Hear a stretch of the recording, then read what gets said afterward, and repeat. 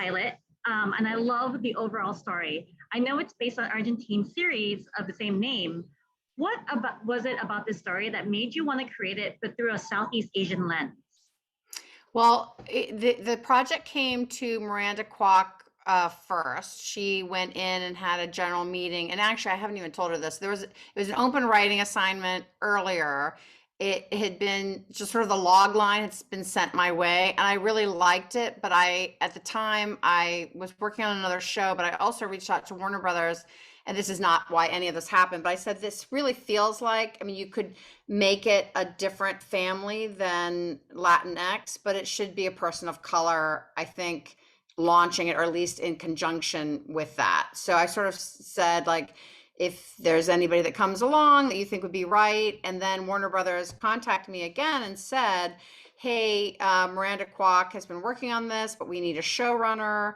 She needs some, just a partner in this. So they sent over her 5 pages of pitch pages, and she had set the story with a Southeast Asian family, particularly a Filipino family that's living Tago and Tago in the United States. She set it in Las Vegas. So she made all these really cool choices that I could see and feel with the crime element in the bubbling underneath. This family character driven drama would be a hit. It just felt right.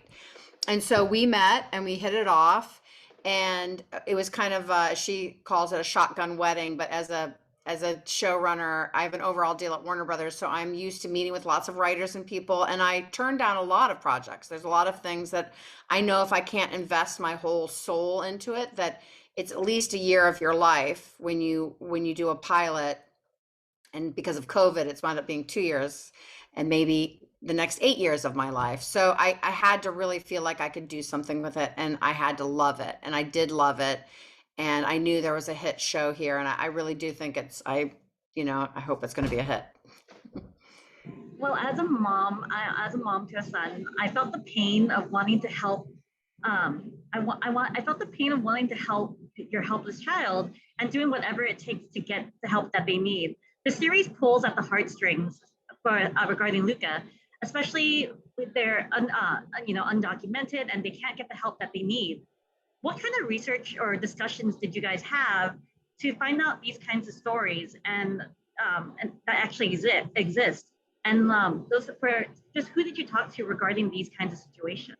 Yeah, I wish I had my notes with me. We did reach out and we had several conference calls with there's an it's not autoimmune.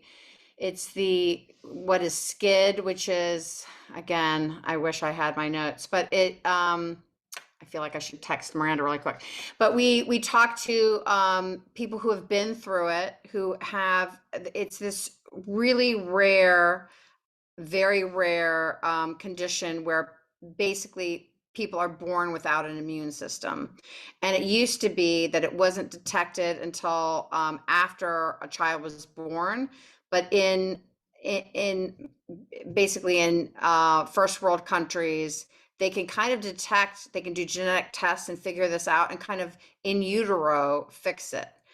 But with this story, they live in the Philippines. It was not detected, and so now Luca he doesn't have any immunity whatsoever. So we did talk to the SCID Foundation, and there was another foundation that we talked to of people who go through this day by day. One of the members actually has this condition of no immunity and has to basically do the extreme version of what we're doing now in COVID.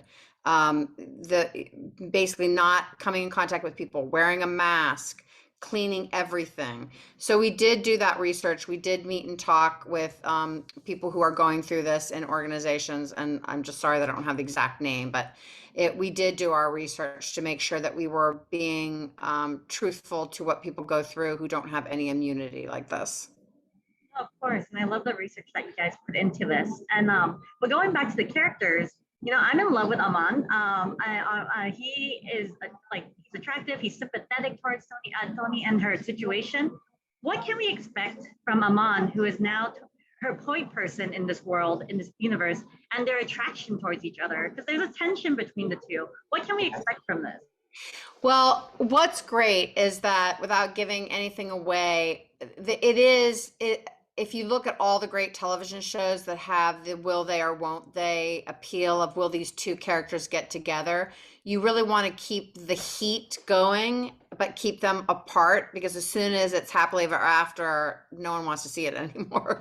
So we really have fun teasing out that they have this chemistry and the two actors have just a great chemistry on screen that is born out of I think they really enjoy each other as people, but there definitely is it's a fun interplay between their characters that they're two very different people that are obviously attracted to each other, but they're both married, they both have complications in their life, and even if you remove the fact that they're both married, they're coming from very different moral universes and yet the same.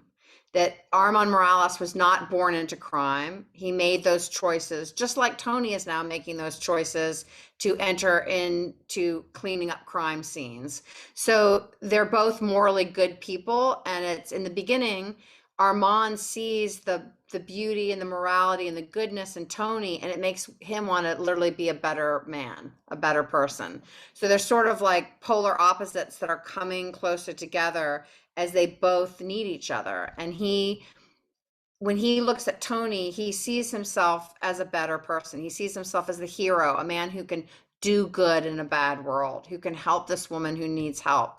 She, on the other hand, doesn't need a knight in shining armor to come in and save her. She winds up helping him. So it's this really nice symbiotic relationship that grows between these two people that have to do with their soul connection, but there's also a great possible romantic chemistry connection that you can just see on screen when they're together.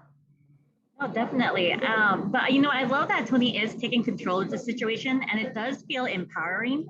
But it's also heartbreaking knowing that her power is limited due to her circumstances, the documentation status, her son's life.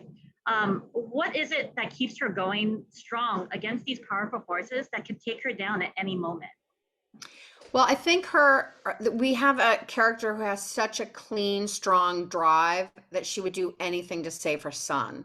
And because his immunodeficiency disorder is so intense, he has no immunity, it's a day-to-day battle. So for her, whenever she's faced with a question, whether it's a moral question, anything of like, will this help my son or not? She always chooses the path to help her son. So it gives her a strength and a power. But the other great thing about Tony's character is that she was a surgeon in the Philippines. She can't practice medicine here because she would have to redo medical school all over again. So even though she's an undocumented cleaning woman, in her heart and soul, she still behaves like a surgeon. She has that agency, that presence of power, that knowing, do no harm. She's going to always make the choice, even if it's something criminal. Am I doing harm? She will run that through her head. She's never going to do anything that will harm another person. So she's able to start justifying walking the moral tightrope of what's right and what's wrong based on the goal is to help her son. But she also has a strong moral center. So I think it's a character that audiences can get on board with in that we all have that kind of secret interest of like, what would it take for me to do a crime? What would it take for me to break the law? If they see someone who's doing it for the right reasons, you're on board with it. So it's complicated, but in a good way. Oh, thank you. Thank you so much for your time. I'm so excited for everyone to see the show. I love it so much. It's just relatable. So thank you so much. Thank you. Lectures, fanboys, professional artists, and professors. Maybe a nerd who's just like you, talking about the things that you like too. So I invite you to the NOC in full color. You see.